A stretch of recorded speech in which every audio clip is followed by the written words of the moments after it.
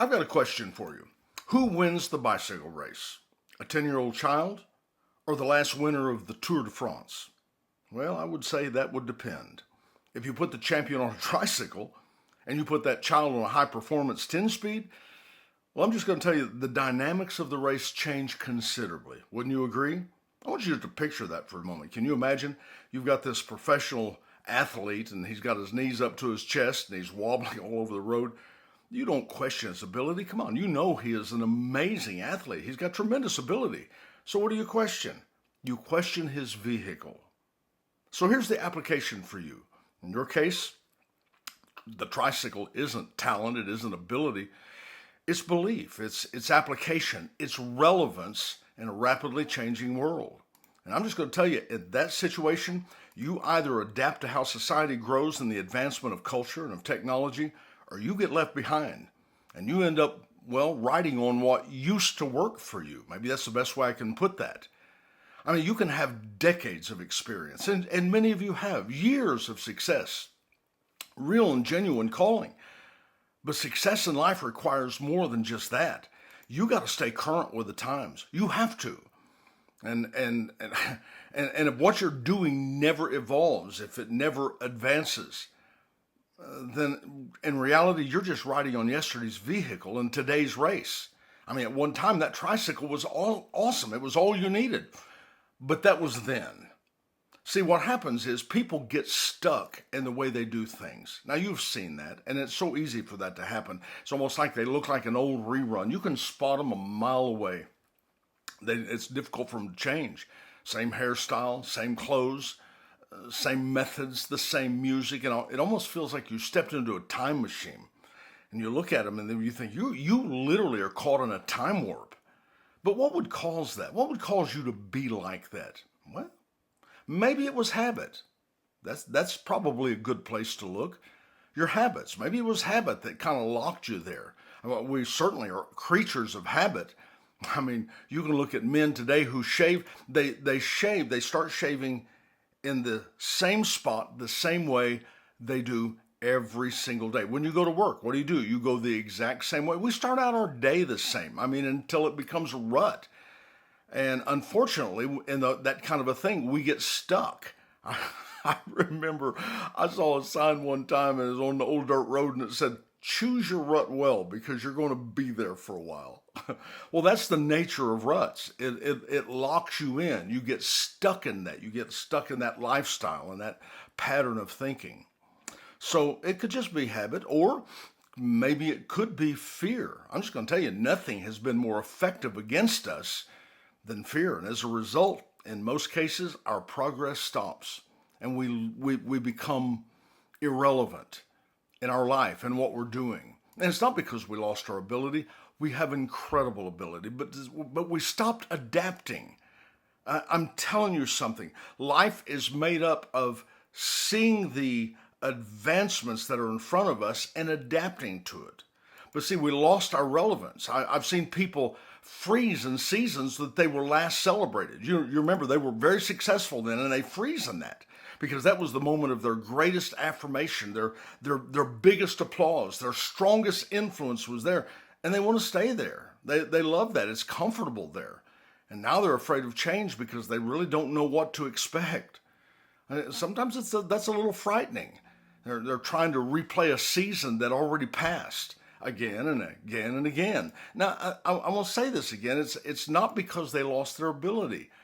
They lost their adaptability. And underneath that, probably the driving force was fear. I was listening to someone talk about the advancement of AI, artificial intelligence, technology, all of the computer systems that have evolved, you could listen to them, and they were terrified. They really were. I mean, some of them in the church, they were saying, it's the devil, it's the Antichrist, it's the end of the world. And those are convenient excuses to dismiss something that you're afraid of. But here's what's happening, and I want you to please hear me.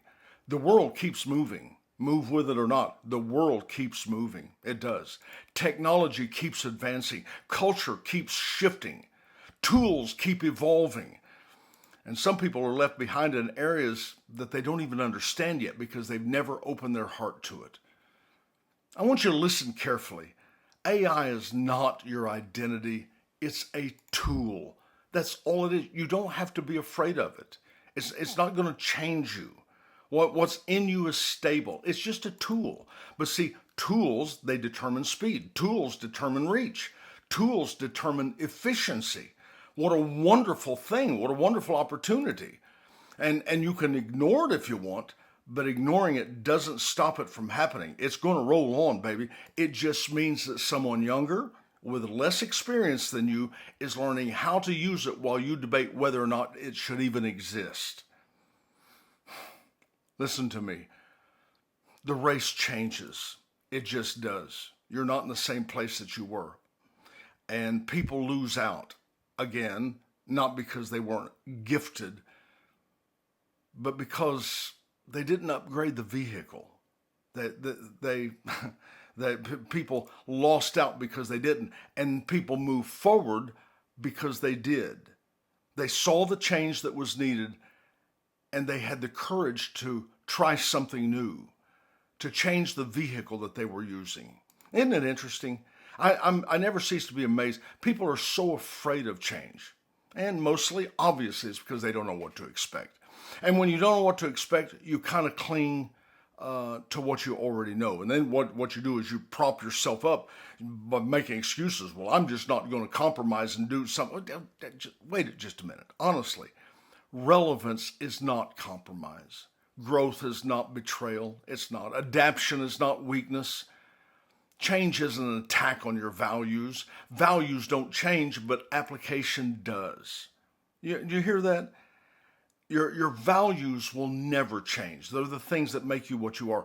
But the application of those values in this life, that does change. You have to adapt to that.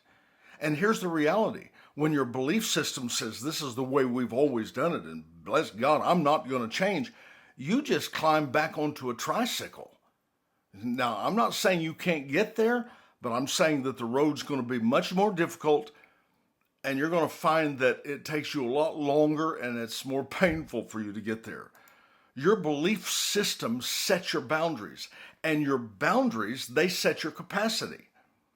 And you're not going to expand your thinking. If you're not going to expand your thinking, your influence is going to shrink. And eventually, you're not a leader anymore. You just become a fossil. You know what a fossil is?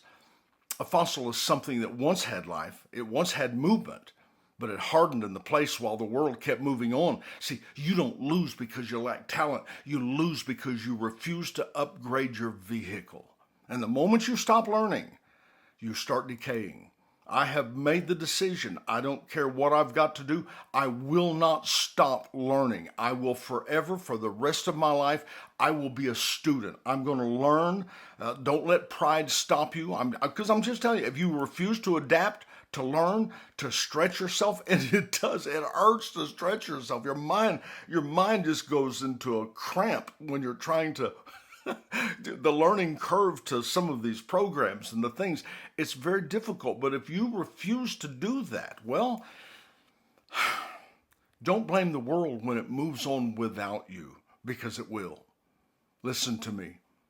Leadership is not about protecting what worked.